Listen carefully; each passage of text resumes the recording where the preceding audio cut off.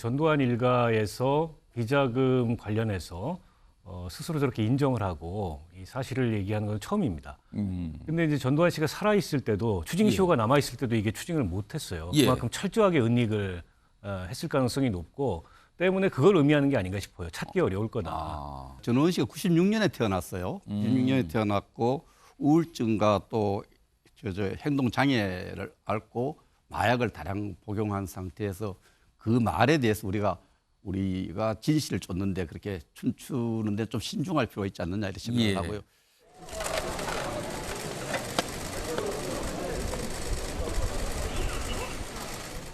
저 같은 죄인이 한국에 와서 사죄를 할 수 있는 기회를 주심에 국민 여러분께 정말로 감사드리고 민폐 끼쳐드려서 죄송하고 이번에 수사받게 되는 거 최대한 열심히 협조해서 수사받고 나와서 빨리 5.18 단체 유가족분들, 피해자분들께 사과드리고 싶어요. 가족들 반응은 어떤가요? 저를 미치광이로 몰아가거나 아니면 진심으로 아끼거나 한국에 가지 말라고 하거나 아예 연락이 없거나 갖가지인 것 같습니다. 이른 아침부터 와주셔서 정말 감사드립니다.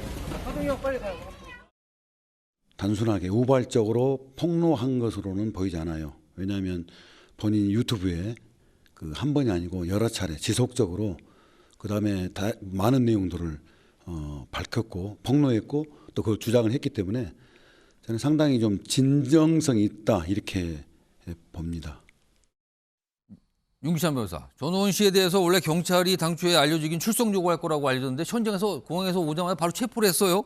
이거는 뭔가 마약과 관련해서 혐의가 좀 확실하다 이렇게 판단한 건가요? 그렇죠. 우리 형사소송법에는 이제 죄를 범했다고 확실한 경우에다가 소환했는데 안 올 경우 또는 안 올 우려가 있을 경우 이럴 때 체포를 할 수 있거든요. 영장까지 나온 거 볼 때는 그렇게 법원이 인정한 것 같고 지금 전두환 씨 같은 경우에는 원래 수사를 받으러 들어온 건 아니에요. 그렇죠. 원래 목적이 그게 아니었어요. 받겠다라고 했기 때문에 소환 통보는 없었죠. 그래서 그 해당 요건에는 이제 충족하는 걸 보고 더군다나 가족들이 만류를 했거든요. 처벌받는다 가면.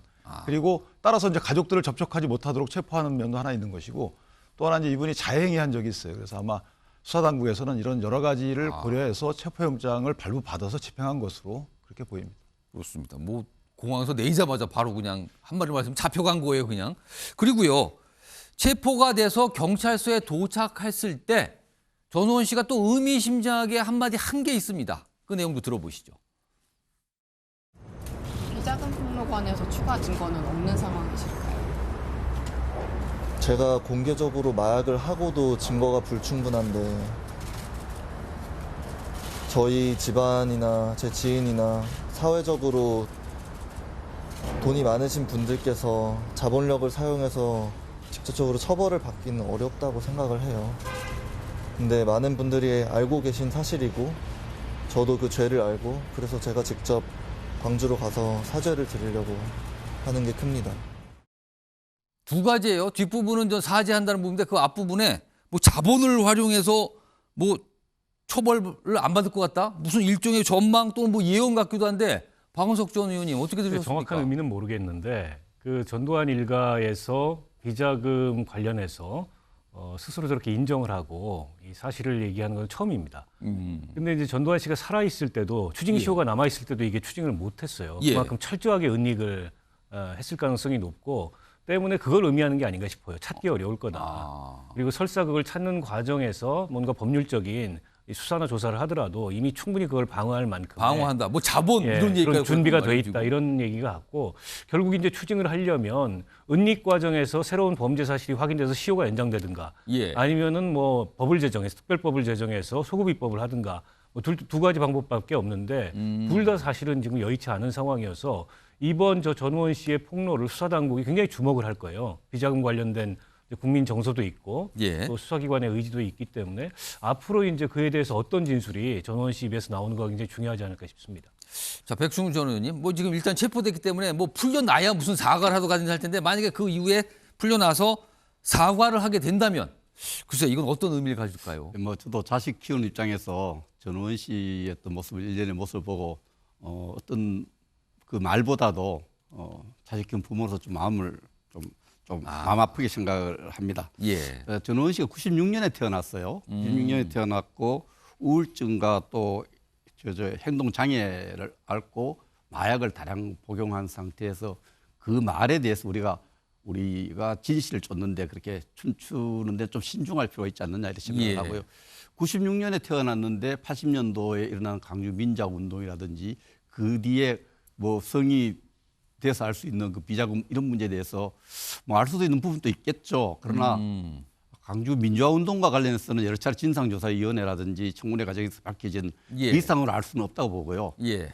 비자금과 관련해서는 이제 뭐 어쨌든 마약을 먹고 했던 심신이 유약한 상태에서 했지만은 뭐 증거가 나오면은 관련된 조사가 진행될 걸로 보는데 참 그 마약 먹고 막 방송하는 걸 제가 봤어요. 동영상을 보니까 가슴 한가운데 그 누구의 아들이고 누구의 손자고를 떠나서 마음 좀 아프게 생각합니다. 전재수 의원님, 만약에 전우원 씨 5.18 관련 피해자들 만나서 사과를 한다면 이거 어떻게 좀 평가하시겠습니까? 그러니까 지금 전두환 씨가 이제 사망하기 전에 5.18 광주 민주화 운동에 대한 단 한마디의 역사적 사과라든지 이런 게 없었습니다.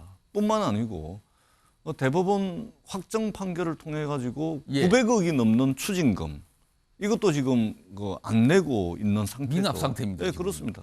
그렇기 때문에 마침 이제 그 손자 되는 사람에 의해서 상당히 많은 부분들이 지금 이제 진술이 되고 있기 때문에 저는 검찰이 철저하게 수사를 해서 추징할 것은 추징하고 또 역사적으로 과오가 있는 부분들은 본인이 사과하지 않더라도 밝혀내야 될 부분은 반드시 밝혀내야 된다. 그렇게 생각을 합니다. 지금 한 40초 정도 남았는데 윤희찬 변호사, 검찰 쪽에서 이 미납 추징과 관련해서 전우원 씨를 불러서 조사할 가능성이 있나요? 아마 저는 체포하는 의미가 여러 가지 포석이라고 보는데요. 그중에 하나일 수도 있어요. 그런데 추징하기가 상당히 법률적으로 어려워진 거 분명하거든요. 당사자인 전두환 전 대통령이 이제 사망했기 때문에 고의란 말이에요, 지금. 그러니까 이전에 생전에 빼돌린 게 입증이 되고 그 빼돌린 재산이 그렇게 형성됐다는 것도 알고 빼돌려 갔다. 이것이 다 입증돼야 되는데 쉽지 않아 보입니다. 참 이게 논란도 참 오래됐는데 결국에는 전우원 씨가 우리나라로 돌아왔습니다.